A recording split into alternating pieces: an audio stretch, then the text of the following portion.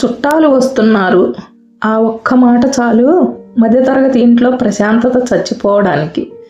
దాచిన అప్పులు బయటకు రావద్దు, ఖాళీ జేబు కనిపించొద్దు, కానీ బల్ల మీద మాత్రం కోడి కూర ఉండాలి. ఉదయం 6 గంటలు, ఇంకా ఇంట్లో అందరూ నిద్ర లేవలేదు. వంటగదిలో అమ్మ పొయ్యి వెలిగిస్తోంది. నాన్న నెలాఖరు ఖర్చుల గురించి ఆలోచిస్తున్నాడు. పిల్లలు ఇంకా దుప్పటి కప్పుకొని పడుకున్నారు. అంతలో ఫోన్ మోగింది. అమ్మ ఫోన్ ఎత్తింది. లక్ష్మి, ఈరోజు మీ ఇంటికి వస్తున్నావురా. ఆ మాట విన్న క్షణం నుంచి ఆ ఇంట్లో ప్రశాంతత మాయం అయ్యింది. ఏమండి, త్వరగా లేండి. నాన్న ఉలిక్కిపడి లేచాడు. ఏమైంది? మీ అక్క వాళ్ళు వస్తున్నారు. ఎంతమంది?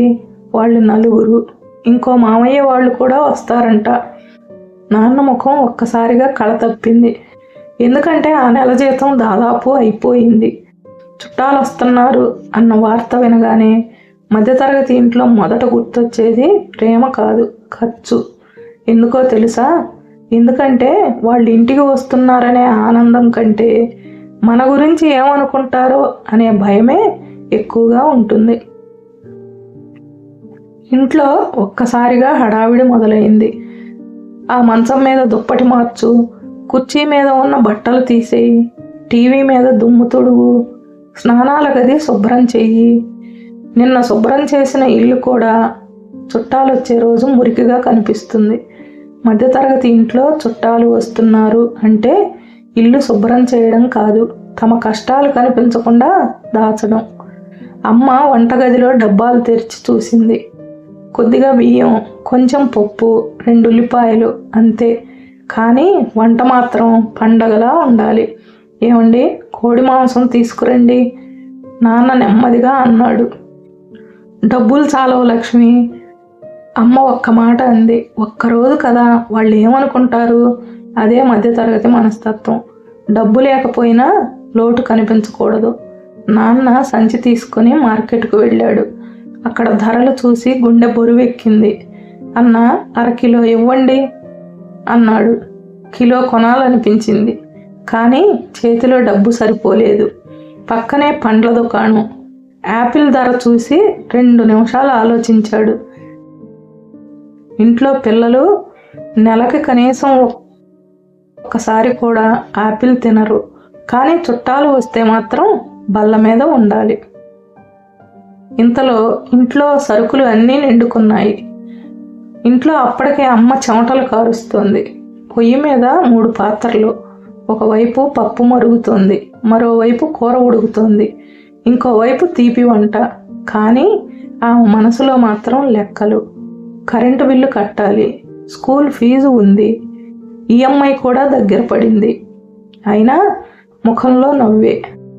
ఎందుకంటే మధ్యతరగతి అమ్మలు బాధను కూడా నిశ్శబ్దంగా మోస్తారు. చిన్న కొడుకు అడిగాడు, అమ్మా, వాళ్ళు వస్తేనే ఎందుకు ఇంత వంట వండుతావు? అమ్మ నవ్వింది. మన వాళ్ళు కదరా అంది. పిల్లాడు మళ్ళీ అడిగాడు, అయితే మనం రోజు ఇలా ఎందుకు తినం? ఆ ప్రశ్నకి అమ్మ దగ్గర సమాధానం లేదు. మధ్యాహ్నం అయ్యేసరికి ఇల్లు మొత్తం మారిపోయింది. పాత గ్లాసులు లోపల పెట్టేశారు, మంచి గ్లాసులు బయటకు వచ్చాయి. సాధారణంగా వేసే చీర కాదు, మంచి చీర కట్టుకుంది అమ్మ. నాన్నకు కూడా హెచ్చరిక, కథ వింటూ ఛానల్ని సబ్స్క్రైబ్ చేయడం మర్చిపోవద్దు. వాళ్ళ ముందు డబ్బుల కష్టం గురించి మాట్లాడొద్దు, అలాగే అప్పుల విషయం అస్సలు వద్దు. నాన్న చిన్నగా నవ్వాడు. ఎందుకంటే మధ్యతరగతి మనిషి బాధలు బయటపడకూడదనే భయం చాలా పెద్దది. కాలింగ్ బెల్ మోగింది. అందరూ ఒక్కసారిగా నిలబడ్డారు. అమ్మ చీర సరి చేసుకుంది. నాన్న నవ్వు ముఖం పెట్టుకున్నాడు. తలుపు తెరిచింది. అమ్మా లక్ష్మి, రెండక్క, పిల్లలు ఎంత పెద్దవాళ్ళు అయ్యారు. ఇంట్లో ఒక్కసారిగా మాటల సందడి పెరిగింది. కొద్దిసేపటికి అసలు మాటలు మొదలయ్యాయి. మా వాడు యుఎస్ వెళ్ళడానికి ట్రై చేస్తున్నాడు. మా అమ్మాయి ఐఐటిలో చదువుతోంది. మేము కొత్త కారు తీసుకున్నాం. ఈ మాటలు బయటకు సాధారణంగా వినిపిస్తాయి, కానీ వింటున్న మధ్యతరగతి మనిషి గుండెల్లో పోలికలుగా గుచ్చుకుంటాయి. నాన్న నిశ్శబ్దంగా కూర్చున్నాడు. తన కొడుకు ఫీజు ఎలా కట్టాలో కూడా ఇంకా తెలియదు. కానీ ఎదుటి వాళ్ళు విదేశాల గురించి మాట్లాడుతున్నారు. నాన్న నవ్వాడు.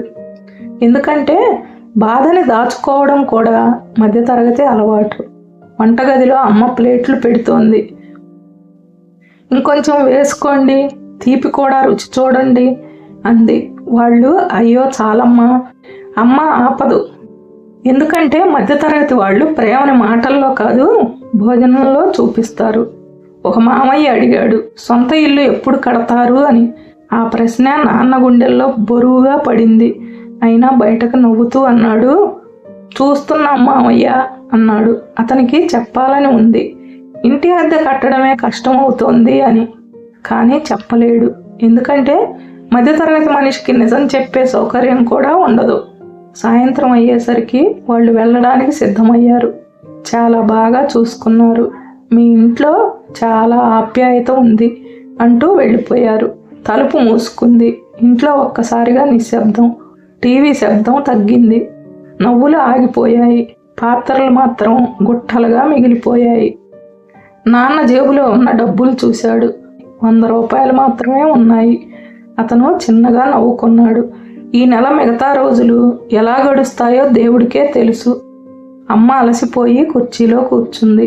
కాళ్ళు నొప్పిగా ఉన్నాయి, చేతులు మండుతున్నాయి. కానీ మనసులో చిన్న ఆనందం. మన వాళ్ళు సంతోషంగా వెళ్ళారు. అప్పుడు చిన్న కొడుకు అడిగాడు, నాన్న మనం నిజంగా ధనవంతులమా? నాన్న నవ్వాడు, కాదురా. మరి ఎందుకు అలా కనిపించడానికి ప్రయత్నిస్తాం? కొద్దిసేపు నిశ్శబ్దం తర్వాత నాన్న నెమ్మదిగా అన్నాడు, ఎందుకంటే మధ్యతరగతి వాళ్ళకి డబ్బు తక్కువైనా గౌరవం తక్కువగా కనిపించకూడదు. మధ్యతరగతి వాళ్ళు పేదవాళ్ళు కాదు, ధనవంతులు కాదు. కానీ తమ కష్టాలు ఎవ్వరికీ కనిపించకుండా దాచుకుంటూ నవ్వుతో గౌరవాన్ని కాపాడుకునేవాళ్ళు. ఇలాంటి అనుభవాలు మీరు కూడా చూసారా? చూస్తే కామెంట్లలో చెప్పండి. ఈ కథ మీకు నచ్చితే ఛానల్ను లైక్ చేసి సబ్స్క్రైబ్ చేసి సపోర్ట్ చేయండి. మరిన్ని మంచి కథల కోసం మళ్ళీ కలుద్దాం మరో మంచి కథతో.